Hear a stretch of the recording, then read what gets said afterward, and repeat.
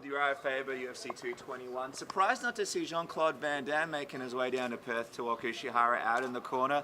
Did things get close, Uriah? Was he going to be a part of the corner for this one? Not for this one, no.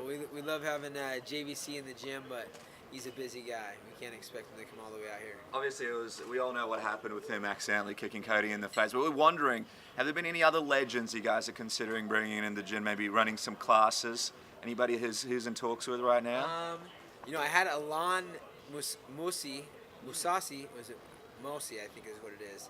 He's the star of the kickboxer, and he actually came and showed some awesome stuff as well. He's he's the star of that show and does some incredible kicks and some really cool different styles. So we're always looking to learn. Anyone on the wish list? Wish list, wow.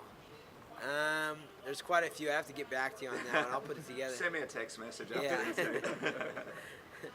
It's exciting down here. Obviously, first we have to touch on Ishihara. Unfortunately, a very close fight. He went down in this one. What was your thought on it? Obviously, some interesting scoring there from the judges. Yeah, I mean, it was definitely one person at 30-27. He got a knockdown and a takedown in the second round. So I was pretty shocked by that. When you're watching your own guys, you're always, internalizing and giving them credit for things. So I thought, he could have eked it out, but it was a very close fight. He had a tough opponent.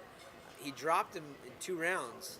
So, I don't know what the judges, are looking for exactly, but he could have used a little more output, I guess. What do you think about the whole experience? Obviously, you're there, cornering him and helping him, and being so early in the morning. It's 8 a.m. here. Well, I think 9, but 8 a.m. when he was fighting. What was that experience like?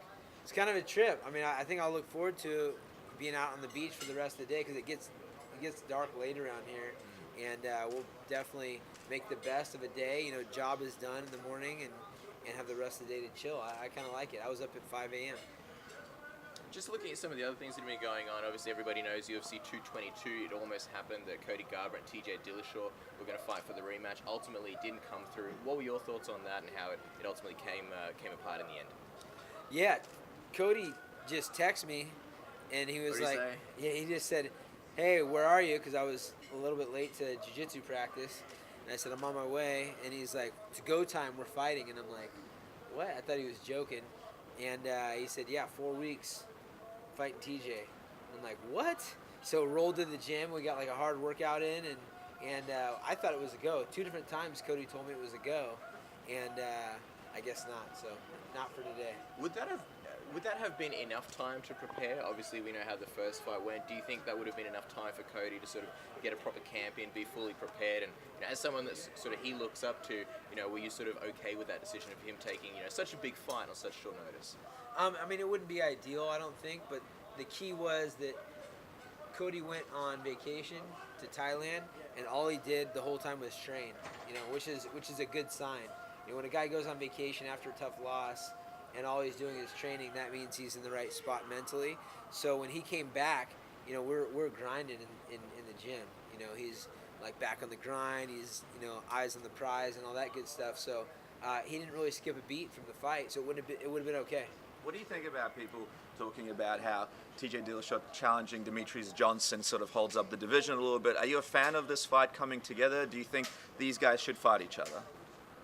Yeah, I think TJ was, for the longest time, was having a lot of trouble putting weight on. He was 143 when he was first at the gym, and it was like a struggle to get bigger. And we had talked about going down to 25s for a long time. So I'm interested to see it, I guess. But I mean, I'm more interested in the 135-pound division as a whole. I would rather see him up defending, or of course, like to see Cody get that rematch, or some of the other guys that are up and coming in the division. But it's always good to see these super fights. As far as ratings go, like TJ and DJ are some of the smallest ratings, so I don't know if it's going to be like a big banger of like the ticket sales and pay-per-views and stuff like that. But as an MMA fan, I love to see 2 guys that are the best in the world go at it. Who would you lean towards in a fight like that? I would probably lean towards TJ, just because I remember what happened with Dominic Cruz when he fought DJ, and there was a little bit of wrestling involved. TJ's actually a Division I wrestler, very good wrestler, and I think he's. I mean, it'd be a close fight, absolutely. It could go either way, but I've also fought TJ a bunch, so I have a little insight on that. So I just think, my insight tells me that he would get the win. What do you think about, obviously you've been on our show many times, and one of the things you always say is that you've never turned down a fight. The fact that UFC 222 didn't happen, TJ cited, the fact that he just had his first kid. Do you think that's one of the rare instances where a fighter is allowed to sort of say, look, I'm not going to take this one because I've just got my kid now? I mean, people can say no to whatever they want. I think absolutely he's entitled to say no. You're not required to fight necessarily, and I'm sure it's a very exciting time having a baby. Congratulations to you guys. I remember Arnold Schwarzenegger's little story of when his father passed away and his mom wanted him to come back to the funeral, and he just was busy focused on what he wanted to do, and nothing was going to get in his way. So it's different strokes for different folks. Just it is what it is. Do you think there'll be a California kid at some point in your future, Uriah? California kid? Yeah. I'm sure, absolutely. I mean, that's one of my goals, is to have a family. So I've been taking my time, just got the fight career out of the way, and I can start thinking about that kind of stuff now. I feel like you're keeping it open though, because yesterday at the Q&A, everybody's asking, are you going to come out of retirement? I feel like every interview that you do, someone always asks you that. And Yeah. I feel like you're keeping your options open. You're saying, well, if there was a right offer, and if I got maybe the right sum, and you're sort of keeping that open. Is that for a reason? I mean, look, I spent a lot of time getting really great at fighting, and I'm able-bodied and healthy.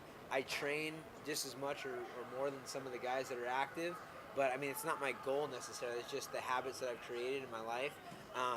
I would say I'm always open to entertain any business opportunity and offer, and I love to do things I love to do, so I'm not going to cut anything out. I still get tested from USADA just because I've never taken drugs in my life, so I don't really care about that.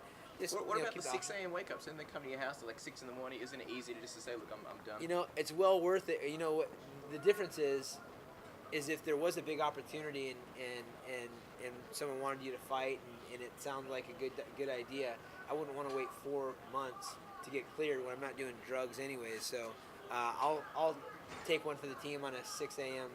wake-up call. I've got it down pat anyways. I pretty much sleep through the whole thing, aside from when I'm, giving the urine sample. And just to follow up on that, is there any big opportunities that you see? You say obviously, you're keeping this open just in case there was a big opportunity. What would an opportunity take for you to come out of retirement? Not necessarily.